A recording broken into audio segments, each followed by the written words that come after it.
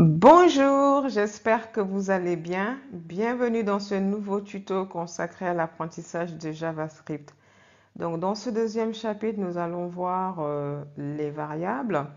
Alors, pour ceux qui ne le savent pas, les variables permettent de stocker des valeurs qui ont un certain type dans la mémoire d'un ordinateur et de les utiliser avec leur nom. Donc, en JavaScript, nous avons trois types de variables. Nous avons var, let et const. Donc var était utilisé jusqu'en 2015 et ensuite comme il y avait énormément de problèmes avec var, donc à partir de 2015 ils ont ils ont mis en place let et const. Donc je vais vous montrer un petit exemple tout d'abord avec let. Donc comme vous devez vous en douter, vous mettez le mot-clé let devant. Ensuite, vous mettez le nom de la variable. Bon, là, je vais donner comme nom user. Je vais lui assigner une chaîne de caractères qui sera Gladys.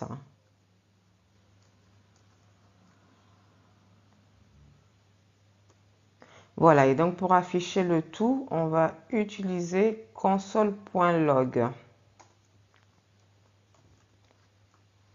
Et là, entre parenthèses, je vais mettre le nom de la variable, qui est user. Donc là, moi je suis sur PHP Storm, donc pour voir le résultat, si vous avez PHP Storm, vous cliquez sur ce petit triangle vert.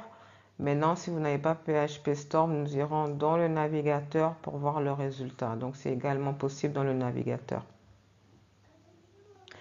Donc voilà, donc comme vous pouvez le voir, hein, nous avons bien Gladys qui s'est affiché. Donc c'est ce que nous avons assigné à notre variable user.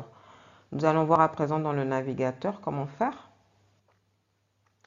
Donc là, vous cliquez, vous faites un clic droit, inspecter. Là, vous cliquez sur la console. Et là, comme vous pouvez le voir, nous avons bien Gladys qui s'affiche. Donc, ça marche correctement. Maintenant, si nous pouvons, on peut faire aussi également un test avec const, hein, c'est pareil, hein, et ensuite nous verrons la différence entre let et const. Donc pareil, je lance. Donc là, comme vous pouvez le voir, Gladys s'affiche également de la même manière. Sur le navigateur, j'actualise. Et là, comme vous pouvez le voir, Gladys s'affiche également. Maintenant, la différence qu'il y a entre const et let, c'est que let, donc si je veux assigner une nouvelle valeur à user, je vais faire user égale, par exemple, Brianna. OK? Donc je vais lancer. Donc là, comme vous pouvez le voir, nous avons bien Brianna qui s'affiche. Je viens dans le navigateur, j'ai Brianna, d'accord? Maintenant, si je veux faire la même chose avec la constante, donc constant, donc là, ça sera constant, d'accord? Donc là, si je lance le tout, donc comme vous pouvez le voir, nous avons un message d'erreur qui s'affiche, d'accord? Je reviens sur le navigateur. Voilà, donc là, j'ai un message d'erreur qui dit qu'avec une constante, on ne peut pas réassigner. On ne peut pas réassigner avec le même nom, d'accord? Avec vous on const toujours bloqué sur const user, d'accord? C'est uniquement le user. Si vous voulez créer une autre constante, vous pouvez, hein, avec la même valeur, il n'y a pas de problème. Mais c'est le nom qu'il faut changer, d'accord? Donc elle est là la différence entre const et let, pardon. Donc qu'est-ce que nous avons d'autre? Je vais revenir sur let. Donc là, qu'est-ce que nous avons? Donc nous devons déclarer la variable avant de l'affichage. Si là, vous voulez l'afficher avant, d'accord? Ben, ça ne marchera pas. Donc on va faire le test. Donc là, pareil, vous voyez, il y a bien un message d'erreur, d'accord? On est sur le navigateur. Voilà, donc vous voyez, il dit qu'il ne peut pas accéder à user avant l'initialisation. Donc il faut d'abord déclarer la variable et ensuite demander à afficher cette variable. Voilà, donc comme vous pouvez le voir là, la 10 s'affiche parce que j'ai déclaré la variable avant. Là, pareil, donc ça s'affiche de la même manière.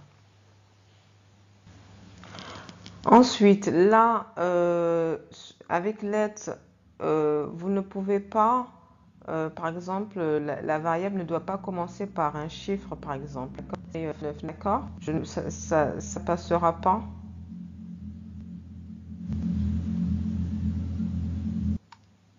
Donc là, si j'essaie de l'afficher, donc comme vous pouvez le voir, il y a bien un message d'erreur, d'accord? Parce qu'on ne peut pas commencer des variables, les noms de variables ne doivent pas commencer avec des chiffres, des nombres. Ok, ça soit des lettres, soit si vous voulez mettre un nombre, ben, il faudra le mettre au milieu ou à la fin, d'accord? Ou alors à la fin, d'accord? Mais au début, c'est pas possible. Donc ça peut commencer soit par une lettre, soit par un underscore, d'accord? Donc là également, il n'y a pas de souci. Voilà, donc là, si je lance, donc comme vous voyez, il n'y a pas de message d'erreur, tout s'affiche correctement. Voilà, nous en avons fini avec ce chapitre sur les variables. Donc j'espère que j'ai été assez claire dans ce tuto. Donc n'hésitez pas à vous abonner si vous n'êtes pas encore abonné, à liker si vous avez apprécié cette vidéo. Donc dans un prochain tuto, nous allons voir écoutez, les types de données, hein. Donc voilà, nous allons évoluer petit à petit. Donc je vous remercie pour votre attention et je vous dis à bientôt dans un prochain tuto.